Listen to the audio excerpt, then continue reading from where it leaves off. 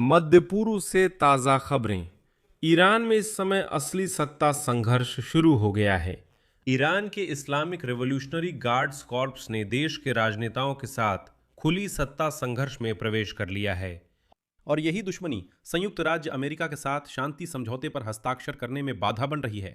पिछले दिन जब अमेरिका और ईरान के बीच युद्ध विराम की अवधि समाप्त होने वाली थी, डोनाल्ड ट्रंप ने बिना कोई निश्चित समय सीमा बताए ईरान के साथ युद्ध विराम की अवधि बढ़ाने की घोषणा की। ट्रंप ने सिर्फ इतना समझाया कि वह ईरान की आपस में लड़ने वाली राजनीतिक गुटों को एकजुट होकर एक सुसंगत जवाबी प्रस्ताव देने के लिए थोड़ा समय दे रहे हैं, वरना मंगलवार को उनके द्वारा बढ़ाया गया युद्ध विराम समाप्त हो जाएगा। सूत्रों के मुताबिक डोनाल्ड ट्रंप को अगले 35 दिन में समझौते पर हस्ताक्षर या कोई दूसरा कदम उठाना होगा। मुद्दा यह है कि ईरान के अंदर राजनेता और इस्लामिक रिवॉल्यूशनरी गार्ड्स कॉर्प्स के लड़ाके आपस में इस बात पर सहमत नहीं हो पा रहे हैं कि वे किन शर्तों पर युद्ध समाप्त करना चाहते हैं। ये इस्लामिक रिवॉल्यूशनरी गार्ड्स कॉर्प्स द्वारा उन राजनयिकों और नेताओं के खिलाफ विद्रोह की ओर इशारा करता है जो अमेरिका से समझौते पर लगभग सहमत हैं, और अब तो सैन्य अधिकारी भी रुक गए हैं, और ईरान की सत्ता द्वारा लिए जा रहे फैसले भी। Меня зовут Алексей Пичи, давайте вместе обсудим эту тему, но прежде чем мы начнем, попрошу вас, подпишитесь на этот канал, поставьте лайк выпуску и напишите любой ваш комментарий под видео. Кроме того, подписывайтесь на мой телеграм-канал Пичи News, ссылка на него в описании к этому видео. जैसा कि आप जानते हैं, अमेरिकी राष्ट्रपति डोनाल्ड ट्रंप ने हाल ही में युद्ध विराम बढ़ाने की घोषणा की, ईरान के साथ बिना किसी निश्चित समय सीमा के।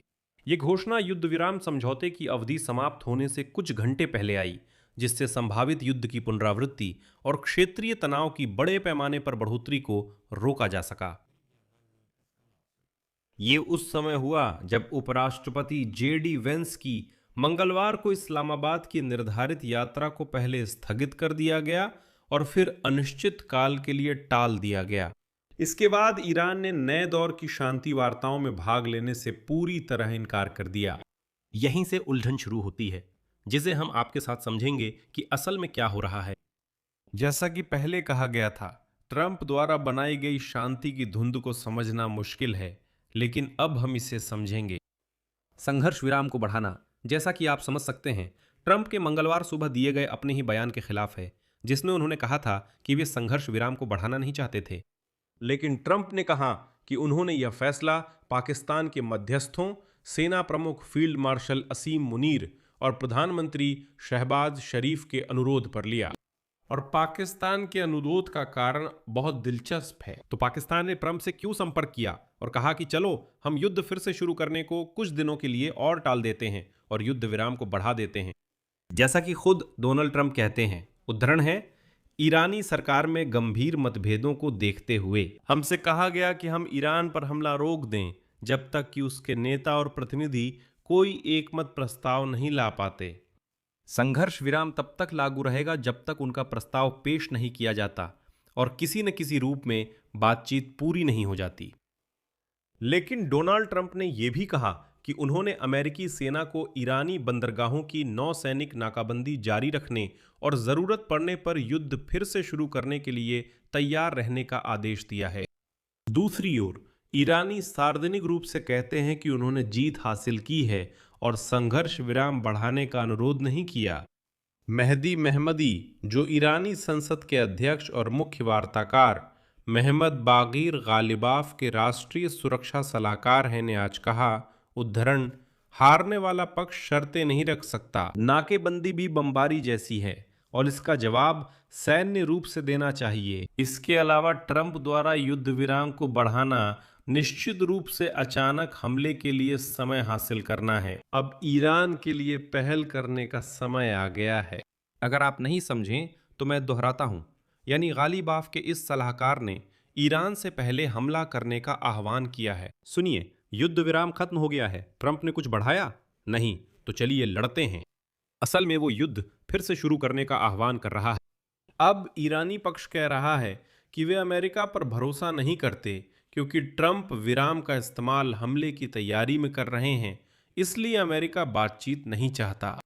आज व्हाइट हाउस में बताया गया कि असल में क्या हो रहा है। और यहाँ हम फिर से उस बयान पर लौटते हैं कि ईरान के अंदर विभिन्न राजनीतिक गुटों को एक साझा रुख पर सहमति बनानी होगी।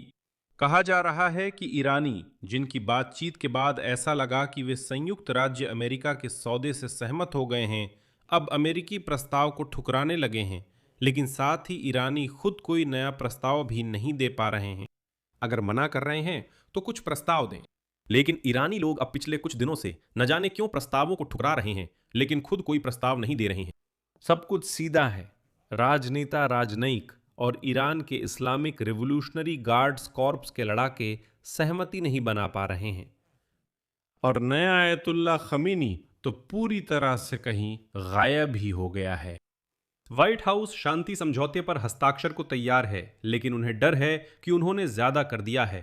तेहरान में शायद ही कोई हो जिसे शांति और परमाणु समझौते पर हस्ताक्षर का अधिकार हो। ईरान के सर्वोच्च नेता मादश्तबा खमनी जनता से लगभग नहीं मिलते। उन्हें देखे या सुने हुए 1.5 महीने से ज्यादा हो गया है। इसलिए पिछले 2 हफ्तों में जब संघर्ष विराम चल रहा था, उनकी तरफ से कोई लिखित संदेश भी नहीं आया, यानी वो बस कहीं गायब हो गए हैं। इस्लामिक रिवोल्यूशनरी गार्ड्स कॉर्प्स के जनरल, जो देश को नियंत्रित करते हैं, और ईरानी नागरिक वार्ताकार अब रणनीतिक परमाणु मुद्दे पर खुलकर मतभेद दिखा रहे हैं। और यहां एक अमेरिकी वार्ताकार का उद्धरण दिया जाएगा।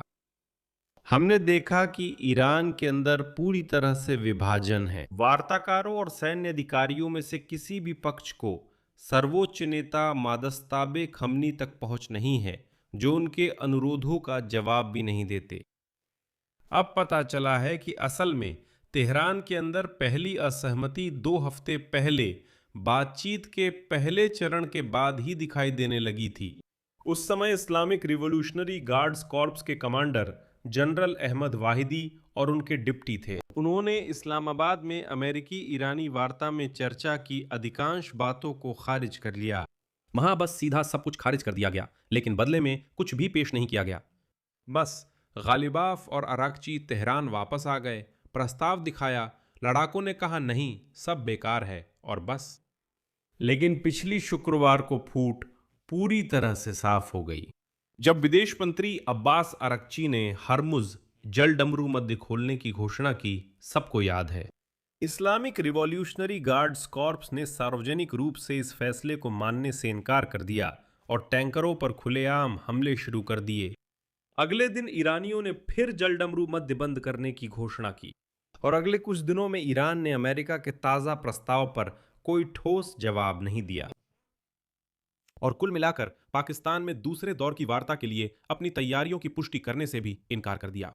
अब विशेषज्ञों के अनुसार विभाजन आंशिक है। ये कहानी मार्च में इजराइल द्वारा अली लारिजानी की हत्या के बाद सामने आई है, जो ईरान की उच्च राष्ट्रीय सुरक्षा परिषद के पूर्व सचिव थे।